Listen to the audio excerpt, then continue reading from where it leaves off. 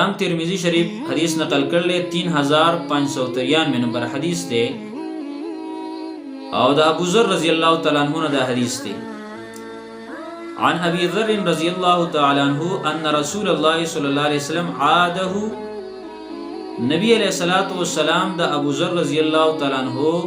تپوس لال نبی علیہ الصلوۃ والسلام دا ابو ذر رضی اللہ تعالی عنہ تپوس لال هغه بیمار شو نبی علیہ الصلوۃ والسلام لال یا دی روایت کې راوی ذکر کوي او ان ابا ذر عاد رسول الله صلی الله علیه وسلم یا ابو ذر رضی الله تعالی عنہ د نبی علیہ الصلوۃ والسلام تپوس لته او نبی علیہ الصلوۃ والسلام بیمارو ورا دو خبرې دي و یا ابو ذر رضی الله تعالی عنہ بیمارو نبی علیہ الصلوۃ والسلام داغه خواله راغی او یا نبی علیہ الصلوۃ والسلام بیمارو ابو ذر رضی الله تعالی عنہ داغه خواله راغی نو خبره سو شو بیا فقال بأبي أنت وأمي يا رسول الله ابو ذر رضی اللہ تعالی عنہ نبی علیہ الصلوۃ والسلام ته وی اذا الله پیغمبره زما مور او زما پلار د استانه قربانی در مینه ډک کلمات او د مینه ډک خبرې وی بأبي أنت وأمي زما مور او پلار د استانه قربانی یا رسول الله اذا الله پیغمبره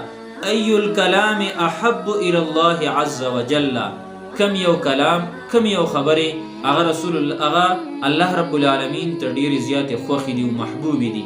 اي الكلام کم یو کلام احب الى الله عز وجل الله تبارک وتعالى ته ډیر زیات خوخ دي